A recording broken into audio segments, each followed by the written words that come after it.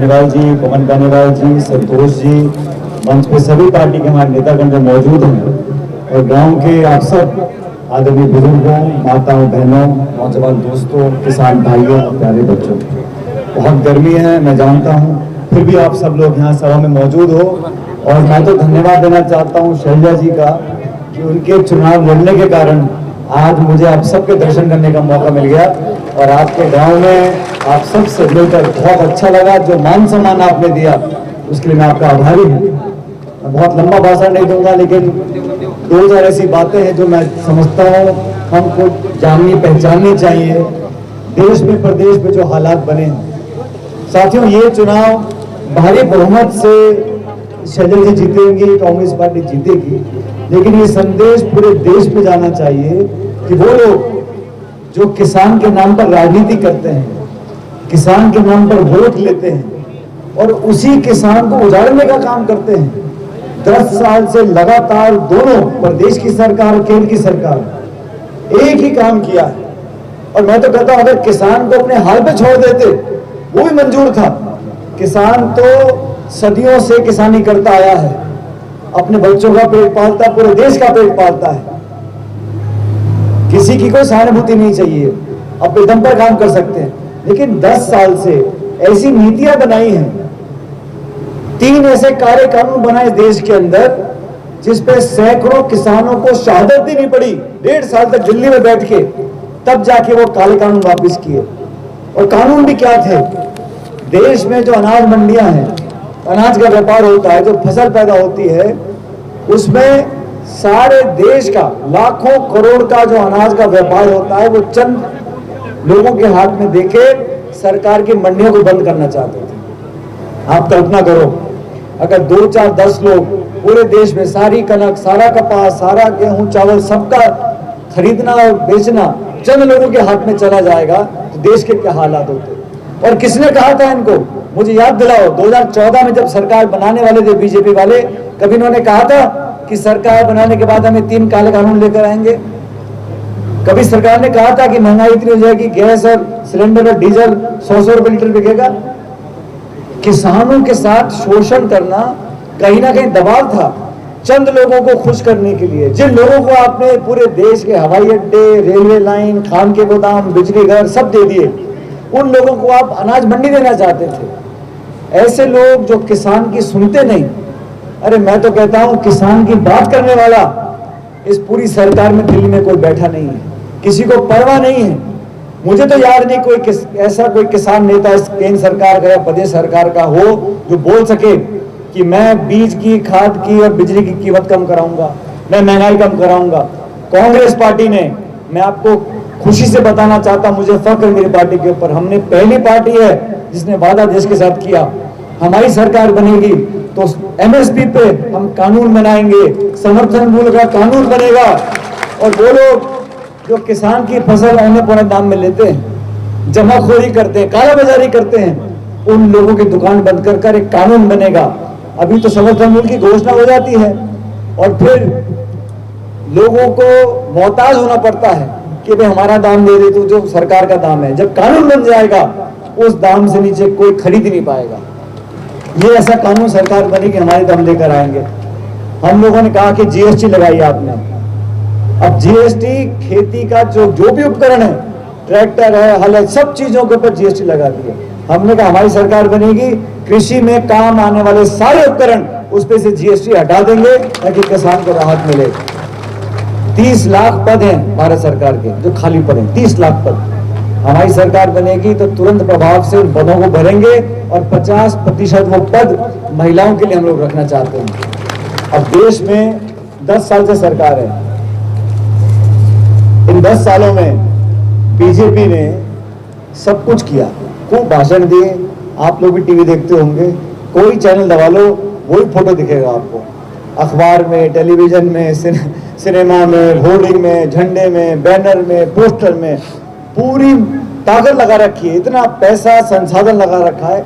लेकिन मुझे दुख इस बात का है कि लोकतंत्र के अंदर एक जिम्मेदारी पक्ष की होती है और उतनी महत्वपूर्ण जिम्मेदारी विपक्ष की भी होती है।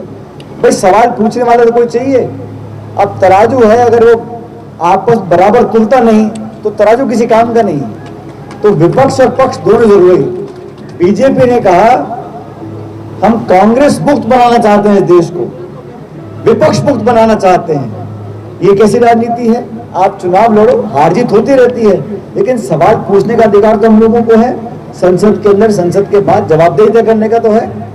आप जवाबदेही तय नहीं करोगे, आप जवाब नहीं दोगे, सवाल पूछने का अधिकार खत्म कर दोगे, विपक्ष को खत्म करना चाहते हो, ईडी सीबीआई डालकर तमाम कांग्रेस नेताओं को दबाव में लेना चाहते हो, पार्टियों को तोड़ना चाहते हो, न्यायपालिका को, निर्वाचन आयोग को कमजोर करना चाहते हो। आप चाहते क्या हो? 400 पार, 400 पार तो राजीव गांधी के पास सांसद थे 1984 में। कभी आपने सुना राजीव गांधी जी को बोलते हुए कि मैं बीजेपी को खत्म कर दूंगा, मैं विपक्ष को खत्म कर दूंगा? अरे भाई, वैचारिक मतभेद हो सकते हैं, तो व्यक्तिगत दुश्मनी थोड़ी ना किसी के साथ। मेरे आपके विचार नहीं मिलते, आपका अलग दल मेरा अलग दल, देखो कुश्ती तो ना लड़नी, अखाड़ा थोड़ी ना किसी का।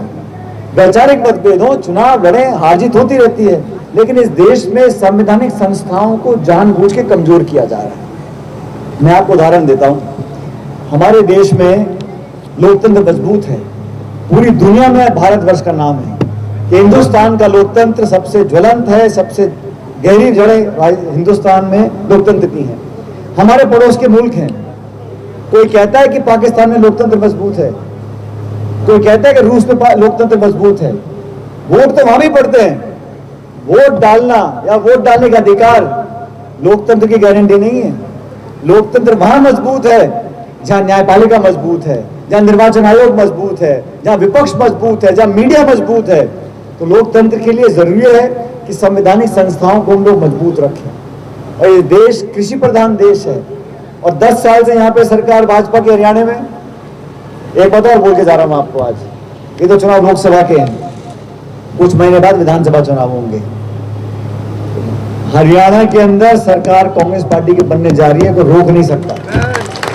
किसान ने मन बना लिया, और किसान की जाति बिरादरी नहीं होती, जो अनाज पैदा करता है वो किसान है। और हरियाणा की सरकार सत्ता में रहते हुए किसान आंदोलन करें, हड़ताल करें, अपनी मांग को रखें। आप लाठी गोली चलाओ, आप बम बरसाओ, आप सड़कों पर कील ठोक दो, आप लोगों पर केस कर दो, ये कहां का रवैया है? संवाद हो, बातों को सुनो, ज्ञापन ले लो। संविधान में लिखा है हमारा अधिकार है विरोध करने का, धरने देने का, प्रदर्शन करने का। इस सरकार ने कहा सबको कुचल दो, पुलिस भेज दो, लाठीचार्ज करवा दो, केस ठोक दो, देखी जाएगी। और ऐसा परिणाम हुआ, 9.5 साल बाद मुख्यमंत्री बदल दिया। क्यों बदल दिया भाई? इतना चोखा काम कर रहा था, इतना बढ़िया काम कर रहा था, तो बदला क्यों उनको? और अगर बदल दिया तो लोकसभा का टिकट क्यों दिया उसे करनाल से? ये समझ गए कि हमारी जमीन खिसक रही है। मैं कल उड़ीसा में था, उससे पहले महाराष्ट्र में था, केरल में था, राजस्थान, छत्तीसगढ़, मध्य प्रदेश, जहां जहां मैं गया हूं, लोग बोल कम रहे हैं, लेकिन मन में मन बना लिया कि बदलाव करना है और बदलाव होगा। और यहाँ सिरसा लोकसभा क्षेत्र से अभी संपत जी बोल रहे थे, यहाँ पे सोनिया गांधी जी ने, खड़गे साहब ने, राहुल जी ने आप सबके भरोसे पर बहन शैलजा जी को यहाँ से उम्मीदवार बनाया है। और शैलजा जी का, उनके परिवार का इस क्षेत्र से, इस इलाके से, इस मिट्टी से पुराना संबंध है, दशकों पुराना संबंध है। आपके बीच एक परिवार की तरह रहकर काम किया इन्होंने। और मैं चाहता हूं हम सारी बातें भूलकर, आज समय देश की सरकार का है। आज 5 साल तक इस देश की, प्रदेश की क्या हालात रहेंगे, क्या दिशा रहेगी, वो निर्णय आपको करना है। इसलिए किसानों के लिए, नौजवानों के लिए, महिलाओं के लिए, संवैधानिक संस्थाओं को मजबूत रखने के लिए, इस देश में जमहूरियत और लोकतंत्र मजबूत रहे, इस बात का चुनाव है। हमने कहा भाई इस देश में बहुत गरीब परिवार हैं। हमने मैनिफेस्टो में लिखा देश के तमाम गरीब परिवारों में, हर गरीब परिवार में जो महिला प्रमुख होगी, उस महिला के खाते में हर महीने 8,333 रुपए देंगे। क्यों देंगे? और जब हमने कहा तो बीजेपी के पेट में दर्द हो रहा है। क्यों हो रहा है भाई? तुम तो चंद उद्योगपतियों के लाखों करोड़ माफ कर दो। 16 लाख करोड़ रुपए माफ कर दिया बैंक का कर्जा, किसी को पता ही नहीं पड़ा। बैंक से बैंक करके 16 लाख करोड़ कर्जा माफ कर दिया। और किसान कर्ज में दबा चला जा रहा है। सम्मान निधि दे 2-5 हजार रुपए की, और लाखों करोड़ माफ कर दिया बड़े बड़े उद्योगपतियों का। हमारी सरकार बनेगी तो प्रति वर्ष 1 लाख रुपया हर गरीब परिवार के खाते में डलवाएंगे ताकि महंगाई से हम लोग मुकाबला कर सकें। आज महंगाई के क्या हाल है, आप जेब में लाओ 500 रुपये लेके जाओ बाजार में खरीदने के लिए, कुछ फल फूल साग सब्जी तेल चाय पत्ती चीनी कुछ भी ले लो, आसमान छू रही है। 2 बच्चे पालना आसान नहीं है आज के जमाने में। जो 5 बीघे की खेती कर रहा है वो अपने बेटी के हाथ के लिए नहीं कर सकता बिना कर्जा लिए। इन समस्याओं को सुनने वाला कौन है? और भाषण क्या दे रहे हैं, अगर कांग्रेस की सरकार बन गई तुम्हारे मंगलसूत्र छीन लेंगे। ए भले आदमी, ये कहां की बातें कर रहे हो? कह रहे तुम्हारे घर में 2 भैंस बन रही है, 1 भैंस खींच लेंगे। और हमने कहा हम तो नरेगा में जो दिहाड़ी 400 रुपया करेंगे, किसान के कर्जे माफ करेंगे, 30 लाख पदों को भरेंगे, गरीब परिवार को लाख रुपया देंगे, धर्म के नाम पे आरक्षण। अरे भाई किसने कह दिया आपको? हम चाहते हैं इस देश में प्रदेश में जो गरीब है, किसी जाति बिरादरी का हो, अगर गरीब है असहाय है उसको मुख्य धारा में लाना पड़ेगा। 140 करोड़ के मुल्क में चंद लोगों को राजी करके आप कैसे देश आगे ले जा सकते हो? इस देश को ले जाने के लिए किसान को मजबूत करना पड़ेगा, किसान के बच्चों को मजबूत करना पड़ेगा, उनको नौकरी देनी पड़ेगी, उनके लिए कॉलेज खोलने पड़ेंगे, स्कूल खोलने पड़ेंगे। अब बात करो तो मंदिर और मस्जिद, मुसलमान और हिंदू, हिंदुस्तान और पाकिस्तान, यहाँ के सुई अटक जाती है, इसके आगे कोई भाषण नहीं है। अच्छा आप बताओ, आपने बीजेपी के बहुत नेता देखे होंगे, कौन सा नेता की आश्वासन देकर गए आपको कि हम महंगाई कम कर देंगे?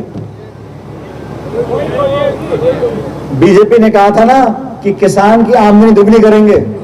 आप में से कितनों की दुगनी होगी आमदनी, मुझे बता दो। खत्म होगी आमदनी। इन्हें कोई मतलब नहीं कितने का खल है, कितने का तेल है, कितने की सरसों बिक रही है, कितनी कनक बिक रही है। इन्हें तो सिर्फ धर्म की बात करो, मुसलमान हिंदू की बात करो। अब कह रहे हैं कांग्रेस सरकार बन गई तो राम मंदिर में बुलडोजर चला देंगे। अरे भाई राम मंदिर किसी सरकार ने बनाया है क्या? किसी पार्टी ने बनाया है क्या? सुप्रीम कोर्ट का आदेश आया, हम सबने सहर्ष उसकी खुशी बनाई कि यहाँ भव्य राम मंदिर बनना चाहिए। आप लोगों को डराना चाहते हो? अरे मेरा धर्म क्या है, मैं किसकी पूजा करता हूँ, किसकी आरती उतारता हूँ, क्या कपड़े पहनता हूँ, किसमें कब व्रत रखता हूँ, कब भजन गाता हूँ, मेरी मर्जी। लेकिन मैं उसके नाम पर वोट मांगू, ऐसा नहीं चलेगा। देश चलता है संविधान से, संविधान में सब बराबर हैं, हिंदू मुस्लिम सिख ईसाई सब बराबर हैं, गरीब हो अमीर हो सबको बराबर का अधिकार दिया है। और सरकार चलती है कानून से, परंपराओं से, संविधान से, किसी के पसंद नापसंद नहीं चलती है। इसलिए साथियों बदलाव हो रहा है देश में और आप लोगों को इस बदलाव का हिस्सा बनना है।